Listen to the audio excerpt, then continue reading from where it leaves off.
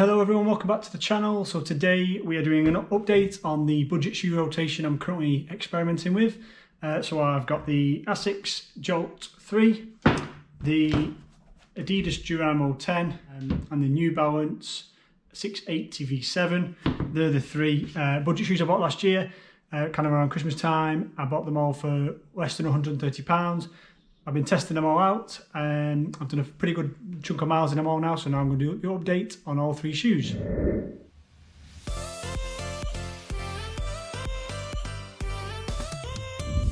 Hello, so welcome back to the channel. If you're new to the channel and you've only found me through these searching for these shoes, then obviously consider hitting the subscribe button. My channel is predominantly like training vlogs, running vlogs, race vlogs if I'm doing any. I do the odd review like I'm doing now. So again, hit the subscribe button if you found me through that way. If you're new, welcome. So I've done over 100 kilometers in each of the shoes now, so 60 plus miles. I've actually just gone past 100 miles, 160 kilometers in the Adidas. So I'll probably do, I'll definitely do a 100-mile proper in-depth review in terms of go through the outsole, midsole, upper, overall score and value score. And durability. I'll definitely do that for each of the three shoes, but I've had a few people requesting a bit of an update since I did the first three initial runs in each three of the shoes. So as I've done at least 100 kilometers now in each of them, I've got a pretty good idea. So we'll start with the ASICS. This was again, if you're not watching the vlogs, again, feel free to throw in a playlist, running gear review playlist. You can look at my initial runs and opinions on each of the three shoes, and obviously that'll feed back into this. So the ASICS, I bought it for £33. It was the cheapest of the three shoes. It was the cheapest shoe on sports shoes at the time of purchasing. I wasn't sure what to expect from it, and in my initial run and review, I probably was a bit harsh. It was a bit of a firm ride, a bit clunky. I bought it probably a half size too big. ASICS do run sometimes a little bit long for me.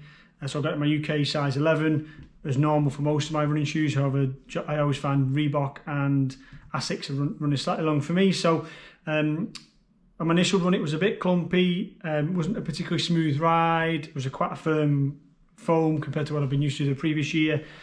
Breathability was good. But yeah, so since then, I've done quite a few runs, and I have found that it's much better at pace. So again, it's all relative to the individual runner, but anything kind of threshold pace and faster, I find for me that works. That's the best pace for this. It's not a massively comfortable shoe, so when you go in kind of easy pace or just nice easy pace, even steady pace sometimes, it just feels like, say, very clumpy. It's not a smooth ride, but once you get up on your toes a bit more and you're moving a little bit quicker, the firmness of the foam becomes a bit of a benefit that you can kind of roll through quicker. There's not as much give, so you can keep your cadence ticking over quite quickly. And then again, like I mentioned in my initial run, the actual rock is very, very minimal. It's only a little tiny bit off the toe. So again, until you're moving quite quickly and you're up on your toes, you don't really get that benefit of that rocker as well. So yeah, I have kind of come to like it more and more. It's definitely, for me, in my rotation, it's part of this half marathon rotation training block I'm doing now. But I predominantly use it for fartlek or on-off runs or speed stuff, shorter, sharper bursts of speed. I wouldn't grab it if I was going to go out and do a steady 10k or a 15k easy. It wouldn't be the shoe I grabbed. But it has got a role to play. It's a pretty good solid daily training if you're not mad fussed on the feel of the shoe. It can do a bit of everything. Like I said, the grip's really good. The breathability is really good. I believe the durability is pretty good. So again, I'll try and get some I'll get some up close ones as well. But that's done 60 miles, and even the patterns on the bottom of the kind of lugs and the treads is still visible. So I think the ASICS is definitely going to go definitely 500 mile plus 800 kilometers. So the durability is not an issue. It's just obviously for me the comfort's not great at slower speeds. It just feels really clumpy and a bit cumbersome really for longer runs, etc. So that's a quick bit of an update on the ASICS. I'm not going to go into real depths and give each area of the shoe a score yet, so I will cover that at the 100-mile review, which I'm not for a million miles away for the ASICS and the New Balance, and I've already covered. I'm going to cover that this week probably for the Adidas, so look out for that. I'll move on to the Adidas now. So of all the three, I had run in ASICS before. I had run in New Balance before, but only in a trail shoe for the New Balance. I'd never ran in an Adidas shoe before, so this is my first experience. Much like the other two, again, I bought fairly big brands, so I've budgeted and I've bought really cheap shoes, but I've bought them from fairly big established brands like ASICS, New Balance and Adidas, hoping that because the good shoes are that good, that their actual budget shoes are still good enough for like most recreational runners. That was kind of the point of the experiment. So yeah, I wasn't sure what to expect from Adidas shoes, my first one. And again, I bought this for £34, I think it was, or 35, maybe £35. So again, still really cheap. And in my initial run, I had a bit of a breathability issue. So again, I'll get some close-ups. It's made out of recycled plastic. It's kind of Adidas' push for like saving the planet. So the breathability on my initial run didn't feel as good. I got a bit of a overheating issue and a couple of hot spots. And again, the tongue is really like a coarse material. So it was really hard to get a bit of a decent lockdown. That was my initial opinions on my initial run. If you haven't watched that, again, feel free to watch that vlog. But since then, this has turned out, as you can tell from the mileage, this has turned out to be my favourite of the three. Again, just looking at it, you can't quite tell why, but just basically the foam is a nice kind of texture. It's not too soft, not too firm. It's just got enough give. The minimal rubber on the bottom, as in it's got a thin veneer of rubber, is kind of my preference. I've run in Hoka's previously and a Reebok last year, so, and both of them have got a kind of thinner, lighter feel and less rubber. I think that is my preference. Hence why the ASICS with a big chunk of rubber on the bottom maybe isn't my preference. So yeah, the midsole is really comfortable, can do a bit of everything. I predominantly used it for kind of an easier paced, sometimes steady runs, so not too much speed work in this shoe deliberately. It can do a bit of speed work. It's again with a bit of give in the midsole. It's not the most responsive, but it can get up to speed. I did as part of a long run yesterday. I did a mile as fast as I could, and I managed to do it in 6:14. So like sub 4 minute per k. Which again, for some people that's not particularly quick, but it shows it can get up to speed if you need it to, but it wouldn't be my speed shoe of choice. The overheating issue has vanished. I've had no real continuation of that problem, so that's kind of gone. It's still not the most breathable.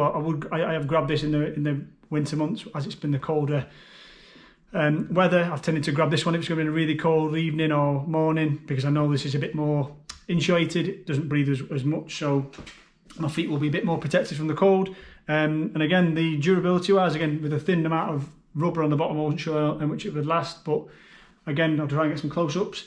I've done 100 miles in this, 160 kilometres, so significantly more than the ASICS at the moment. And again, there's barely any signs of any wear. And again, I've used all these three shoes on various surfaces, kind of like mainly road and tarmac and pavement, but a few light trails, a few gravel paths, canal tow paths, etc. So I've not really babied them. I've gone out and used them as much as I can. I've gone out in rain, I've gone out in snow.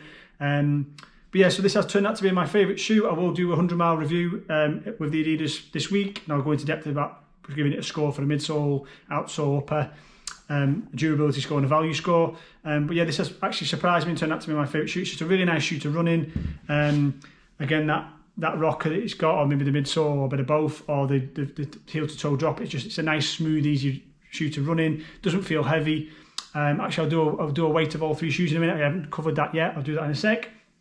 And I'll just compare however they are, because I think, personal opinion, how they feel. The New Balance feels the heaviest, the ASICS feels the next heaviest, and the Adidas feels the lightest. That might be completely wrong. I'll do a check in a sec with the weights. But yeah, so that's the Adidas little update. I'll do a 100-mile review soon. And then last but not least is the New Balance. So this was kind of the safety net of the three. I'm obviously training for 2 half marathons this year, and I didn't want to dig a hole for myself, buy 3 really budget shoes, and they could have all turned out to be terrible, in which case none of them would have been suitable for training. And then I would have been stuck for my half marathon training, which shoes am I going to use, because the two I've previously used, my Reebok Float Ride and my Hoka Rincon, they're kind of coming to the end of their lifespan now. So I would have had to then go and buy even more shoes. So this was kind of a safety net. It was I bought it for £50 off sports shoes. It's a £90 shoe, so it's the second most expensive shoe I've ever owned, really. Dual density, so it was kind of a safe bet almost, that it was going to be okay, suitable for a half marathon training. And I wouldn't say I'm disappointed, but I was probably expecting more from the Dual Density. It's the comfiest, so it's the fresh foam. It's a 680, so it's not the 1080, which is kind of the top of the line. I think there's an 880, which is kind of the next one, and then there's a 680, and then I think there's one or two below this. So it's kind of a mid-range New Balance. It's definitely the comfiest with the Dual Density. It's got a slightly bigger stack height. Just been on a run now, and you can not run all day in it, but it is really comfortable. There's plenty of give in it. Again, it's nice squishy firmness, so it's got a bit of squish and a bit of firmness. Your foot's not kind of hitting the floor, so it's not too soft where you start to feel the kind of the road surface after a while. This can go on for miles and miles and miles. It's probably a solid marathon training shoe, or even a half marathon training shoe, which is what I'm using it for. Breathability is okay. It's probably in the middle. It's better breathability than the Adidas, not quite as good as the ASICS. Grip's pretty good. And again, the midsole is probably the most comfortable. But it does feel the heaviest when I'm running in it after, say, 10, maybe 12 kilometres. I do feel my legs, top of my thighs start to get a bit more of an ache on them, and it just feels like I'm carrying more weight on the bottom of my foot.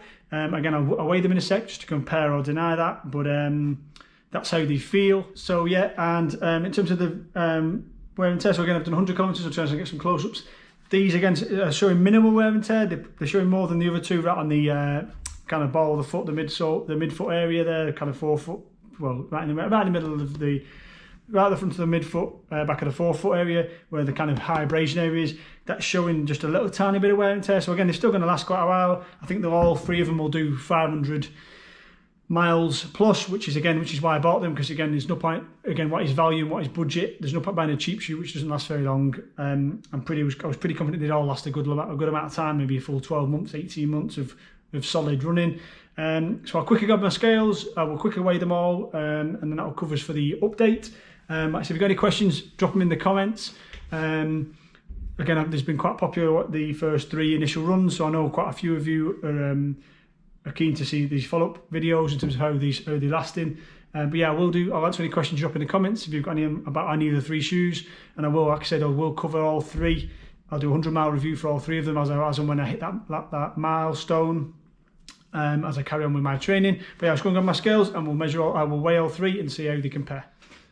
So yeah, so moment of truth. I've guessed that the weight of each 3 are probably going to be called a liar now, and I'll be well off, but we'll see how good my knowledge is. Now, it's more how they feel, and again, this is all subjective. Someone else might buy one of these shoes and really love them or really hate them. I always find it's quite subjective, like I've kind of explained. Obviously, I've found through time my preference is minimal outsole, the lighter the better, the softer the midsole the better, and breathability is pretty good, pretty important to me as well. Lockdown's not nice if you can get it, but it's not a big deal for me. So again, but that's why you need to kind of test out shoes yourself. I can give my opinions, but again, I think you need to go out there, try different brands on, different sizes, different styles on of shoe, different drops, and find your preference as a runner. So let's go on with the weigh-in. So New Balance. So again, it's got all 3 have got a bit of residue and debris on them, mud, etc. So just guesstimation. So for my size 11, UK size 11, the New Balance is coming in at 308 grams. I'll put the conversion on the screen in pounds and in ounces. So 308 grams for the New Balance. I think that's going to be the heaviest. Here we go. ASICS is the next. Okay, well off. The ASICS is 342 grams. Again, I'll put that on the screen as a conversion into ounces. So and that probably explains why it feels so clumpy at slower speeds, because it's a bit heavier than the New Balance 342, and the Adidas, last but not least, I think it feels the lightest.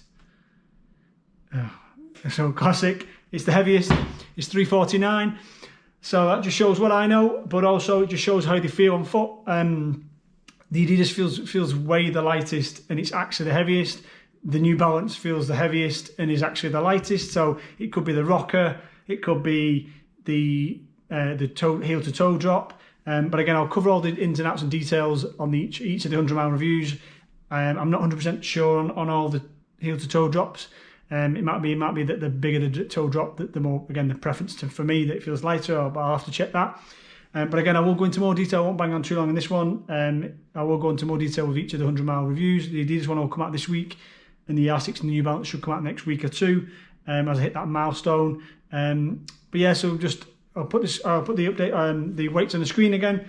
So actually the New Balance, hence why it's probably the most expensive shoe. It is actually the lightest with probably the most midsole, dual density, etc.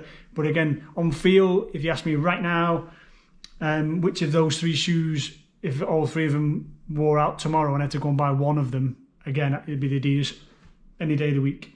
I buy this every single time over the other 2 at the minute, just because it can do a bit of everything, and it's the best feeling shoe, and it's the nicest to run in. So it's just a feeling you get from it. But yeah, that's a quick update. Like I said, look out for the 100-mile reviews. I'll also do 250-mile reviews as and when I hit them, but they'll probably be in a few months' time as I hit that milestone, because they're within a 7-shoe kind of rotation at the minute, in my middle of my half marathon training. So again, thanks for watching. Thanks for watching all the way through to the end. If you haven't yet subscribed, consider hitting that button. Follow along with my half marathon training. I've got Chester half marathon coming up soon.